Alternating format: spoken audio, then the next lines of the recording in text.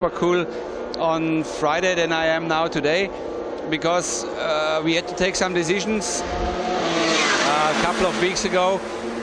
Which chassis will be the chassis for Valencia and from Valencia, which engine specification, and so many details on the bike, and yeah, we couldn't prove it while we had to decide. So you need really strong people. Like, I'm really happy for the engineers we have at home, Kurt Trieb, our technical director there, and then here in the garage, Mike and Sebastian. Like, we had really the strong guys to take decisions, even if it was not proven on paper. Yeah, all that came together in Valencia, and we had a result, and that was really fantastic. I've heard, I would like to hear it from you if it's correct or not, or if we're on the right path. I've heard comments that the new riders on your bikes that have come off Yamaha are very impressed with the engine, like, but they still need, which is impressive by itself, you know, to be stronger than a satellite Yamaha. But they're talking about corner entry or turning, some feeling from the front. Is that correct? Yeah, that's basically the two main topics from yesterday. What they said, very impressed by the engine, and I'm just repeating you now. Corner entry was kind of difficult, so there it's the plan today to hopefully we can finish the day and give them the feeling what they need. It's definitely clear they both had the same bike, the same feeling, and exactly the same point is disturbing them to put the bike down after releasing the brake. And yeah, but we have some good tools for today to fix that, to go against that, because Paul, he wants the bike like this. But I think his riding style, how he's just leaning over and taking the whole bike with him down, there is a lot of dynamic in Paul's maneuver when he's doing that. But yeah, Johan is riding, his style is different, so he wants the bike more easy to go down. And but lately Randy, while he was testing, he had basically the same requests, and we made him very happy with the steps we did. So I hope we get a nice window today of riding time. Then we definitely want to send Johan home with a very good feeling, and also both guys in the satellite team. But that's the main point today where we want to work on. I'm curious, the way that you're going to, you know, change. Sorry, we've got to get out of a motorcycle's way in the beginning of the garage. We're just moving so we can carry on talking. To do this, to try and get your riders happy, is it like a different chassis, or is it playing with geometry on the one you have already? And meaning Paul likes a different geometry than the other guys, or? No, we can do that with normal geometry, things you can do on a bike without changing the chassis. We will not start here to play with different chassis, because we worked a lot with chassis, believe me, and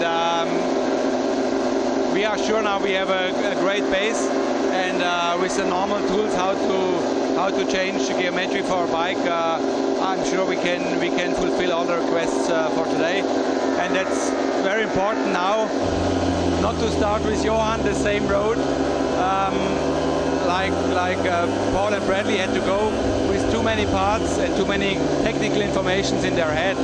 I think it's very important to give Johan now the chance to ride the bike and command the bike without putting the bike in pieces immediately. Yeah, because we want to get out of that corner and give a little bit more stability for the technical development also. Just before I let you go, can you give us a rundown on what your plans are from here for the next tests? What kind of your schedule is? I know where you're going to test, but what your aims are. Yeah, I mean, it's now there is still a full truck of different parts, but like I just mentioned, we want to get more quiet now and not make crazy steps. So we hope to find a really good base with Johan quickly, but then for any question he has, I hope we have an option in the truck. So but if you develop so quick and crazy like we did in the last weeks, and we had a huge target in the whole 2 years. We always said by Valencia 2018 we need to go to the second part of the project and be here with new bikes and the latest level what we have. And if you work 2 years day and night and you bring everything on track for that date, you don't have 100 good ideas for the next morning. So now it's time to bring everything on the track what we produced in the last weeks, and now we need riding time and adapt Johan to the bike and the crew and the team, but not to forget also Paul, if he's now so fit and the bike is working good on that level. Maybe with very small things now we can even improve a little bit more. Yeah, it's a different situation. If I look back now 2 years ago, we started the project and we had to start without Paul because he was not allowed by his Yamaha contract to start with us, and we had a Bradley completely injured with his leg.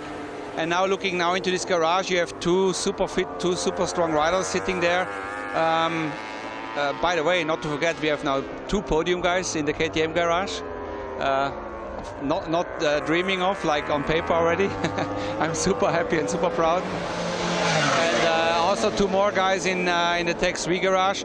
So that's for me like a power force like we never had it, and we will collect a lot of input from all these guys, and I'm sure the project gets more dynamic now, and soon the arrival of Danny.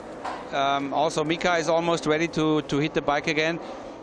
I think we are on a good way, yeah, to make stronger steps and better steps in the future. And if you do now something with one of the 4 riders or even one of the 6 riders, you are not distracting maybe the fastest one in the garage all the time. So we really try to keep the top guys, yeah, more quiet and not to fill them with too many technical material. Pete, thank you very much for your time and your thoughts. Thank you guys, and have a good day, and I hope we're gonna still see some nice laps today. Exciting for everybody, and still exciting for me to be like the rookie in this pit lane of MotoGP.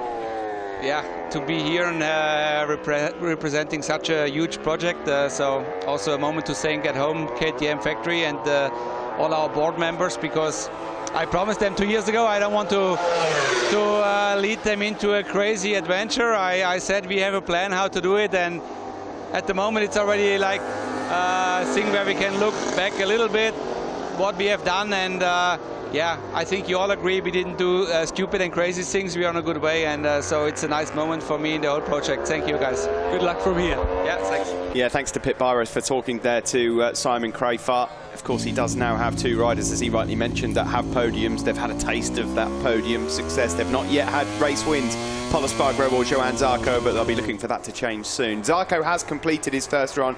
He's come into pit lane, a 33.3, his fastest time.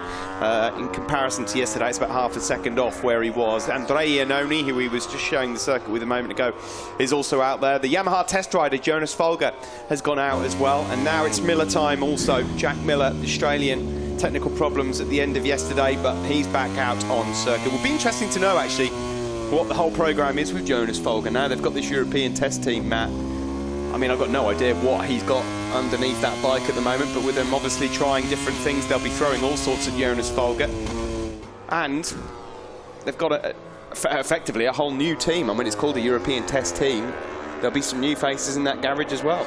Yeah, Valentino Rossi was again impressed with Jonas Folger. We know that he pushed for the German to be the figurehead of that new Yamaha European-based test team. And he said Folger is a guy that can push the bike to its limit, and more importantly, he's been impressed with the feedback that the German's been able to offer as well. So he will be a useful ally for Maverick Vinales and Valentino Rossi next year, as Andrea Iannone drops down into this tricky downhill left-hander, turn 14, the final corner. Only did 15 laps yesterday. An initial little check out on the Aprilia RSGP. I'm sure he's going to be putting in a bit of a longer stint today. Andrea Iannone, Hafiz Syahrin just looking on, still in his civvies. He's not expressing any great interest to get out there at the moment. Hafiz Syahrin was 24th yesterday, almost 3 seconds off the best pace, although of course it's his first taste of the KTM RC16 yesterday. Johann Zarco then feeding back what will be such crucial feedback on what he thinks of this KTM through all the corners. Marcus Eschenbacher there on the left, just taking notes down from the Frenchman as this new relationship starts to blossom. Andrea Iannoni's putting the Aprilia through its paces. He's got Jack Miller just up ahead of him on circuit, and he's up in Sector 1 on Zarco's time. Johann Zarco said one of the coolest things about yesterday was not the fact that he got to ride a brand new motorcycle. He just said that it was his first experience, of course, of being in a fully fledged factory team in the MotoGP World Championship, and he said it was really, really nice when he was coming back to his seat and he couldn't see any daylight basically because there was just a swarm, an army of KTM engineers, WP suspension technicians as well. So he said, I'm not going to be lacking support to try and take this KTM to the front, that's for sure. Well, no, and that's an important point, isn't it? You know, he's, with the greatest of respect to Zarco and the Tech 3 team, they've not been the priority for you know, that team. Yamaha looked to Valentino Rossi and Maverick Vinales, and the hand-me-down last year bikes were the bikes that Johann Zarco raced. Now it's a completely different scenario. Paulo Espargaro and Johann Zarco have the full attention of everybody in orange in KTM as they look to now move forward. And what they know as well, Steve, certainly Paulo Espargaro knows for the last couple of years the difference between being an independent team rider and a full factory rider. As Johann Zarco's about to find out, Pit Barra just said there, our truck is rammed full. We've got no space on the trucks because it's full of brand new parts that we need evaluating. You know, Johann Zarco would not be accustomed to getting too many goodies rolling out the back of the Yamaha trucks, that's for sure. It's almost run what you brung in when you're an independent team rider at Yamaha. Yeah, that KTM truck, and when we say it's packed full of new bits, we mean it's packed full of new bits. I mean, that would be Santa's best ever sleigh, that would. There's some right presents on there. Just last year, it must have been last year, when actually this man, the perfect timing, Paulo Espargaro just come from a test in Aragon, and I had to do an interview with him for Dorna, and I just said, oh, how did the Aragon test go? And he just showed me like a short video clip on his mobile phone, and I've never seen a garage full, chock to the block full of new parts. There must have been 7 or 8 different fairings, a stack load of chassis, a whole bunch of swing arms. And Paul said, you know, it's almost overwhelming because you walk into the box and you go, crikey, right, I've got to go out there and do laps on all this stuff. Like Hervé Poncharal said, everything's in place at Red Bull KTM to win. The financial clout is there with your title sponsor being Red Bull. KTM are determined to convert their dominance in the off-road sector into road racing. They want to become a real superpower in the road racing world as well. Well, they're well on their way in Moto 3 and Moto 2. Well, it should be pointed out, not just a boost for the team and the riders, that podium on Sunday, but for KTM and Red Bull, Matt, because there's a hell of a lot of money being put into this project. And okay, Red Bull seems to be like an endless pit of money, but at the same time, if it was to continue year after year after year without any podiums, there would come a time where someone would say, okay, we've had our fun. Yeah. So that podium really does give a huge boost to them as well. It makes them even more committed to supply what they can to get the job done. Yeah, we've shown you the money. Start showing us some silverware. That's what the questions will be inevitably asked. Jack Miller then, who, a bit like Andrea Iannoni, didn't get to do the amount of laps he was expecting to yesterday, Miller, on that brand new Ducati GP19, the short stint he had out there on the new bike. Well, he instantly fell in love. It was love at first sight for Miller and that GP19. Could not find fault with any aspect of that brand new motorcycle.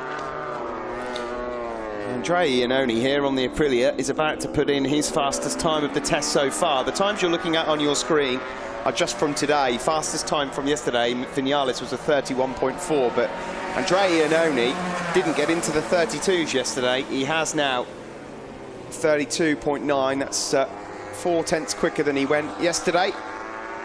So if there were still a few just standing on pit wall thinking, oh, I'm still not quite sure about this, the time to move is now, and that's enough for Danilo Petrucci.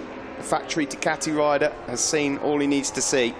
It's time to roll out the red machine. He said it was difficult yesterday for Petrucci to really draw any serious conclusions about the difference between the GP18 he's campaigned this year and the GP19 that's rolled fresh off the production line out of Borgo Panigale on the outskirts of Bologna in Italy. He said it didn't feel so different, but it's hard to make any kind of serious assessment. As we said, he only did 2 runs yesterday.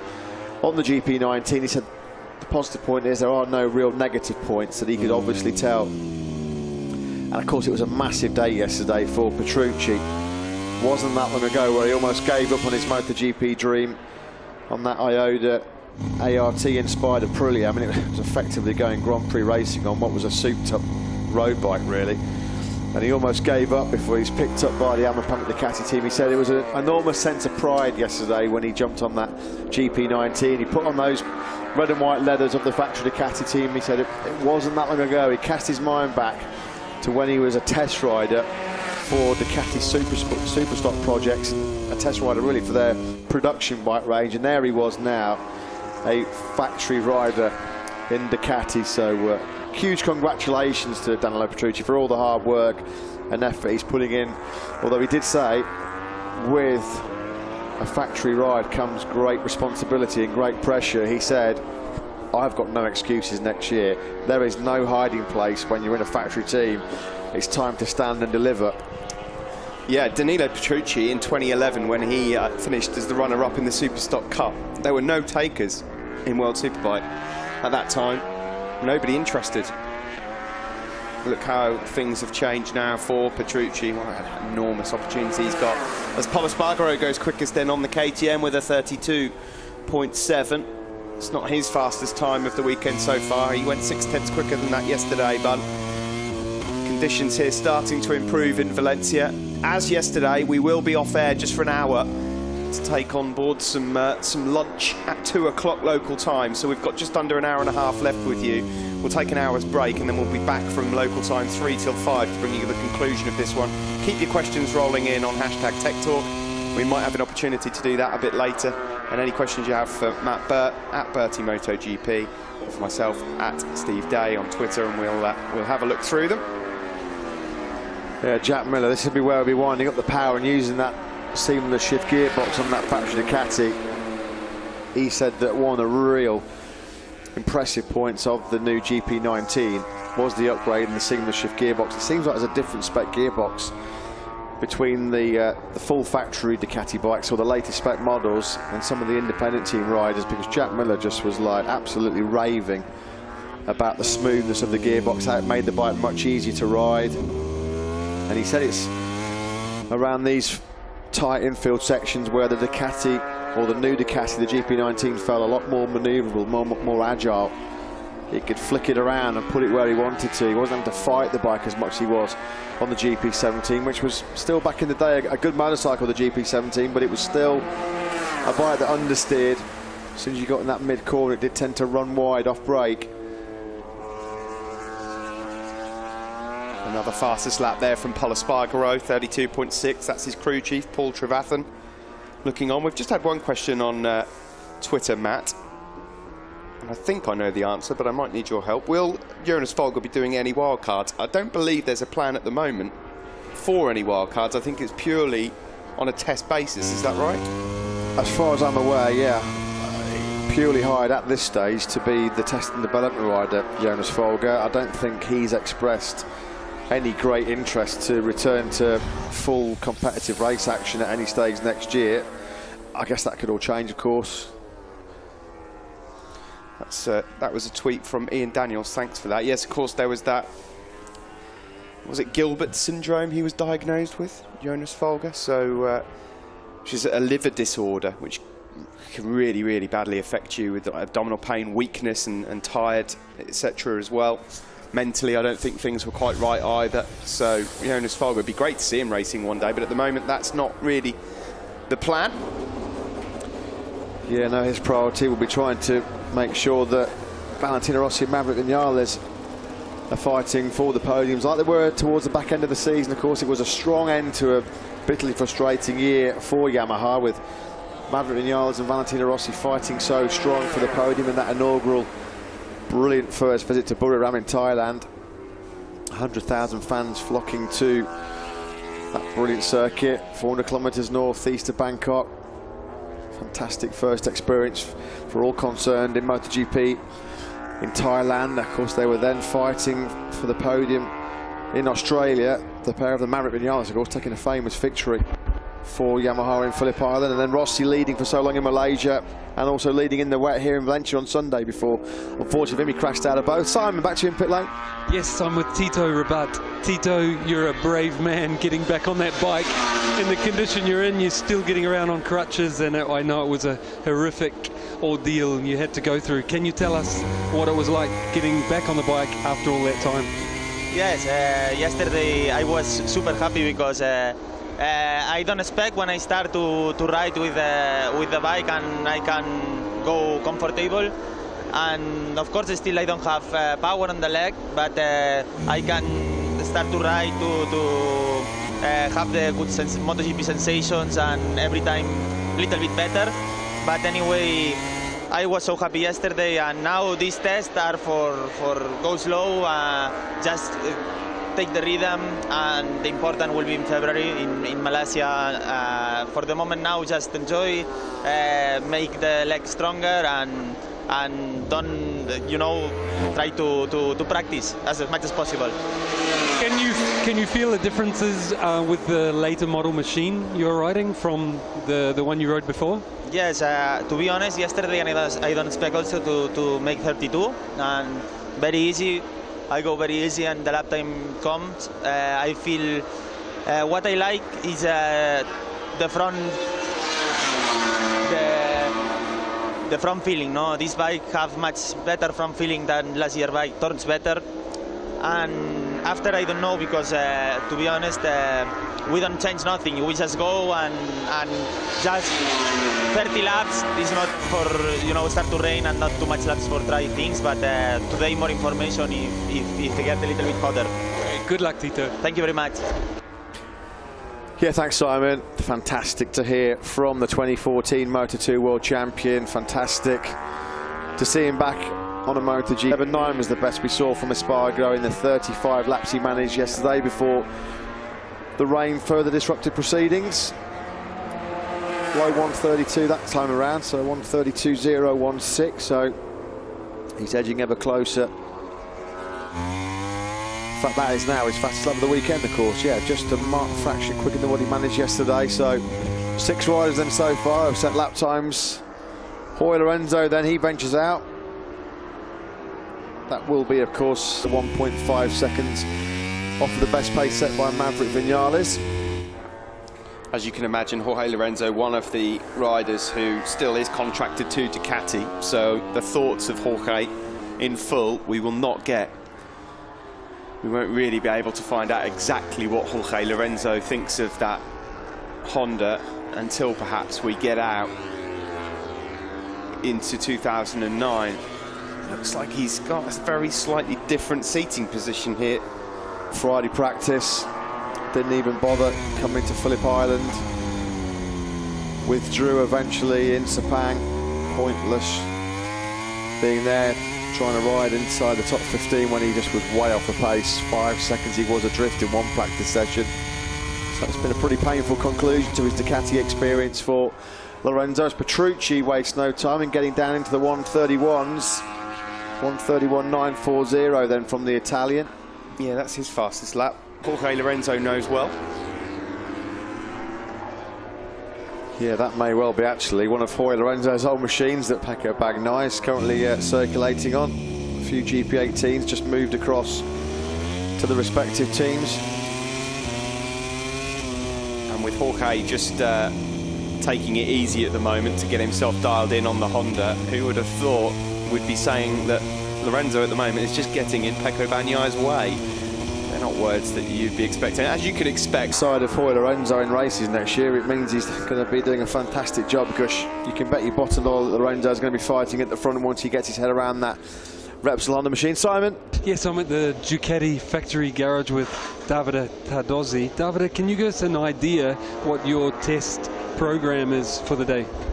Yeah, we would like to investigate something on the frame. We have some solution on the frame with Danilo and something else we're curious about. Can you give us an idea of what bikes went where? Like, meaning, has Pecco got Jorge's old bikes or something like that? Just for curiosity. Yeah, Pecco started with 18 bike beginning of the season with the old wings. We would like him to understand all the steps. He's a rookie, then he needs to understand many things about our bike. That's why we would like him to test even old things. Just Davide Tardozzi there. Yeah. Go ahead. Guys, I just want to tell you, I'd spotted that Dovi's bikes were different. Like, there's different welding on the frame, and it's a frame that I've never seen before. And I was wondering if he was going to tell us, and he was straight up and said, yeah, they're trying frame stuff. So I think Davide is steering us in the right direction. Thanks for that, Simon. Well, we'll have a little look out for that then. Well, I'd imagine no surprise that the Ducati development direction. What are they trying to improve for next year? And I thought it was really interesting, actually, from Marc Marquez. He said, well, actually, it's very, very hard to improve on a package that's so strong and so competitive, but we're trying to work on the front end because we want to be able to use softer tyres. Very, very telling, of course, with Jorge Lorenzo coming over. We mentioned it yesterday, how much Lorenzo favours and prefers that soft tyre. A couple of times this year when Lorenzo had to race the medium, he was nowhere, and he blamed the medium front tyre in Misano for his late tumble when he was trying to hunt down Andrea Dovizioso. It was just too hard on the edge. We know how Lorenzo likes to carry lots of lean angle, how he trail brakes, and he's so smooth on that front end. So I thought that was quite interesting. Honda already working in a direction which I'm sure Jorge Lorenzo would be delighted to hear, because he does not like to run that medium or hard front tyre. Well, no, and you know, it's clever in so many ways. They know that Jorge will want to work in that direction himself, but it in turn helps Marc Marquez, who more often than not, his moments and crashes are front end. Well, it was interesting last year, 2017, Marc Marquez raced Andrea Dovizioso so closely, so many times, that the Ducati was always able to use softer rear tyres as well in general, and the Ducati, one of its key advantages over the Marquez Honda combination in 2017 was it managed that rear tyre absolutely brilliantly. Ducati have always, for quite a number of years, used a carbon fibre swing arm, and Marc Marquez, I'm sure, felt like, when feeding back information when he was racing at close quarters with the Ducati, well, maybe it's their carbon fibre swing arm that gives them that better grip towards the end of the race. It's giving them better durability. Hey presto, what turns up at the Valencia test here 1 year ago? A carbon fibre swing arm for the Honda boys. And Marc Marquez, I think he was saying a couple of races ago in Malaysia, Steve, he did not even use the aluminium swing arm from Assen onwards. He kept switching back and forth in the early part of the season. It took him a little bit of a while to be, I think, convinced about the true benefits, but once he was, from Assen onwards, there was no debate. It was carbon all the way. Well, you could see there Jorge Lorenzo then on that carbon swing arm. Here's Takaki Nakagami, of course, the aluminium swing arm for him. He's just gone across the line in 10th, and here comes Miguel Oliveira for the first time. Spoke to Simon Crafar earlier, and as we said, very clever young man, Miguel Oliveira. I'm sure he's been looking forward to this, getting ready to analyse what sort of weight work he needs to do in the winter. I'd imagine all of the Moto2 riders will realise quite quickly that this is an exhausting experience, trying to wrestle around these powerhouses around circuits. Yeah, one of the lines I really liked from Miguel Oliveira last night when he was talking to some of the gathered media. Crikey. Goodness me. I thought he was going over the handlebars there. Well, I thought that, I mean, that's out of pit lane as well. The brakes work. Well, he knows, he was talking about the stopping power of a carbon brake disc. I literally thought he was going over the handlebars there. Well, you know, that is a technique that Miguel Oliveira uses on an outlap on a Moto2 bike, and so he's just given that a bit too much welly. Well, what would have been, he'd have been told, because it's so cold, the KTM guys would have said to him, you've got to pump that front brake on your outlap to get the temperature in the tyres. Guys, I didn't see it because I just whipped off to the toilet. They replay it. But what happens when I first got on the carbon brakes is that you pull the lever and then you've forgotten, because you haven't got enough temperature, you pull it and nothing happens. And you squeeze harder, then it gets up to temperature and wham, they're working. So you've got too much, you know. So basically you've got to ride out, go dab, dab, dab, dab, and get some heat in, and then they work. But if you pull them cold, it's like I've said to you guys before, it's like having your lever welded to the handlebar, but it's connected to nothing. It literally feels like that because there is zero stopping power. As soon as there's some heat build up, awesome stopping power. Well, that'll learn him. Blimey, he won't do that one again, will he? Well, the Tech 3 team there were all looking on, I think mighty relieved, because they could have quite easily been fixing a broken bike after that. A scary moment for Miguel Oliveira. Best stop I've seen for a while, though. The great thing about that is he'll never do that again. No, he won't do that again. No, you live and learn, don't you? I was just about to say, actually, one of the nicer comments I heard from Miguel Oliveira while he was talking to the media gathered here in Valencia was that you know, he showed a lot of faith in KTM by joining their Moto2 project. That KTM Moto2 chassis was completely brand new when they came into Moto2 in 2017. They took on Kalex, who were the dominant force in terms of chassis manufacturers in the Moto2 World Championship. And he said, you know, it took a lot of trust and faith in me to be convinced to go and join them in Moto2. And he said, now, thankfully, after a good couple of years with Red Bull KTM in the Intermediate World Championship, they're now putting the trust back in me and moving me up into the MotoGP World Championship next year.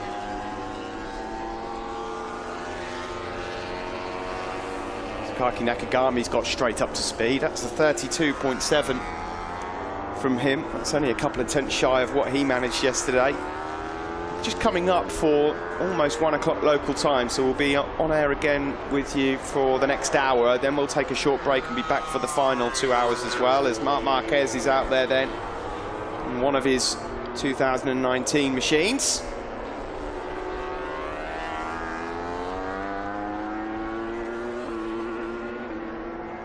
And already straight down to business is Marquez. Yeah, the track time was heavily curtailed yesterday by the weather, but when the track was dry and warm enough for the riders to go out there, Marc Marquez had to limit his time on the circuit because of that weak left shoulder. Of course, he doesn't want to do it any more damage. Another crucial 2-day test coming up for him next week in Jerez as well. Here's one of the men, we briefly saw Franco Morbidelli there. One of the most eye-catching performances of day one of 2019 pre-season testing yesterday, with Morbidelli in 6th place. As we mentioned earlier, it seemed like he was out on a kind of hybrid bike, a Johann Zarco 2017 spec chassis with a 2018 Valentino Rossi engine. He said his riding style, which was always naturally smooth, he had to get a little bit more aggressive when he was on that Honda to muscle that RC213V around. He said, straight away I could feel I'm going to have to go back to my more natural riding style. This Yamaha demands a lot more finesse than the Honda. And he said this was not intentional either. He got behind Valentino Rossi for a couple of laps, and then Valentino Rossi got behind him as well.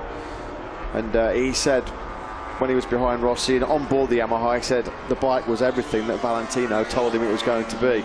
There was no surprises for Franco Morbidelli. It was the beast he was expecting. Well, Marc Marquez has only completed 2 laps. He's gone to 3rd, and he's up by almost 4 tenths in Sector 1 on this 2019 spec Honda. He's having some fun out there, and he's almost half a second up here. There is a chance that we could see the fastest lap of the test coming. Well, nice to see him breaking himself in gently then, Marquez. I mean, this is just his 2nd flying lap. This is lap 3 of the day here for Marc Marquez, and he's already up by almost half a second in the first 2 splits. Danilo Petrucci's 1:31.944. Well, that's going to get absolutely smashed out of the park here. Marc Marquez. Well, another couple of tenths made in this final sector, and we could actually be into the 130s. Just lighting up the rear tyre, spinning it up, coming through that famous turn 13. Now, Marc Marquez if he has picked up that couple of tenths like Steve said. Let's track him over the line there. Marquez goes down to a 1:31.068. He's almost 9/10 of a second faster than Petrucci, and by 4/10 of a second, it's the fastest lap of the test so far, and that's his third lap of the day. Okay. 2019 Honda works pretty well. Yeah, we're not hanging about here, and he's on another flying lap as we speak. Franco Morbidelli's improved again, impressive as he was yesterday. He's up into 4th place, but well, the man who was fastest yesterday has said, okay, I've seen enough of this, my go. He's coming out of pit lane now. That is a pretty impressive lap time from Marc Marquez at this stage. Into sector 2, 10th off. It's not like he's out there, is it, either, Steve? On soft rubber, he's got the medium front, medium rear tyre on. The plain black Michelin rubber as Franco Morbidelli comes out of the final corner on the Petronas Yamaha SRT machine. 4th place for Morbidelli, a 1:32.100. When Valentino Rossi had a quick look behind his protege yesterday, a couple of laps Rossi spent on the coattails of Franco Morbidelli, he said he just looked so comfortable. He looked so at ease. He wasn't fighting the bike like he was doing so often at Honda, and Rossi said he could tell straight away, psychologically, on day 1 of the winter testing, Morbidelli got a big boost. You know, he says immediately when you get on a more competitive bike, it's just a massive mental jolt. Well, we got one of the Twitter questions come through actually about Morbidelli. Do we think Franco Morbidelli can fight for podiums next year? I think that we're probably in agreement in this commentary box. Absolutely, he can contend for podiums next year. It's not going to be easy because there's a lot of competition for podium positions, but he's got the bike under him. I think without any shadow of a doubt he's going to be fighting for podium. Johan Zarco was able to do it, Steve. Next year we know that Franco Morbidelli, his motorcycle, his M1, is going to be starting the year in the same spec as Rossi and Vinales. So for me, right from the get-go next season, I think Franco Morbidelli will be eyeing the big prizes next year. Marquez is on another hot lap here. He's just come through the 2nd sector up by almost 1/10 of a second on his own previous best. We're tracking on this tight, tricky infield section. This is through turn 10. Then it slows down for this tight right-hander, turn 11. Then he'll fire it up towards turn 12, but caught out so many riders in the rain conditions last weekend. This is where Valentino Rossi crashed out 2nd place in the 2nd leg of the Valencia Grand Prix. A few dark clouds gathering ahead again, aren't they, in Valencia? Let's hope they don't start chucking any rain down. And then this downhill turn 14. Marc Marquez then, an 85km/h final corner. He's going to come over the line very, very shortly. Has he improved again? He has. It's a 1:31.019. So Marquez now almost a full second clear of Petrucci in 2nd place. I think he loves that 2019 factory Honda. Simon. Yes, I'm with Massimo Merigali. Massimo, can you give us a bit of a rundown on what the plan is for Valentino and Maverick today? Yeah, basically, both riders have the same plan. Yesterday we tested, let's call the first engine evaluation. Now we have the second one that will be compared with the first one. So to understand which one is better. So then they will keep working for the future. So if I understand correctly, you have the engine, the newer engine from yesterday in one bike, and the other bike has the next step in it. You do not have the 2018 engine in any bikes today. Yeah, that's right. Thank you. Basically, yesterday they prefer the, let's call the Evolution engine, and this one is based on that with something different. Thank you for your time. You're welcome. Simon, I don't know if you'd be able to ask Massimo Merigali about what the actual program is for Folger as well, what bike he's on. That would be quite interesting to know, the European test team rider. The reason I didn't ask it is Johan Folger told me, when was it? Yesterday I was speaking to him, he said this test is more for him. They're not going to test anything because they just want himself to get up to speed being back on a MotoGP bike before he tries any comparisons. But I'll confirm that again with Massimo Merigali now. Yeah, okay, thanks for that. Well, he's 7th at the moment. I don't think he's far off the pace. Franco Morbidelli's got himself inside the top 3. He couldn't help himself yesterday, Morbidelli. He said, hey, look, I know it's only the first day of testing, but boy, was it good to see myself inside the top 6 on the timesheets. When he would have got back to the motorhome last night with that A4 sheet of paper and seen Franco Morbidelli 21, P6, hell of a lot better than looking for yourself outside the top 15 than he's done for most of this year in races on that Aswell Galicia Honda. There's good news further down the order as well. The two Tech 3 riders have improved their lap times. Hafi Sayari has got himself down to a 33.5. That's 7/10 quicker, and Miguel Oliveira is over a second quicker already than he was yesterday. Simon? Yeah, I asked Massimo what the program was for Jonas, and he said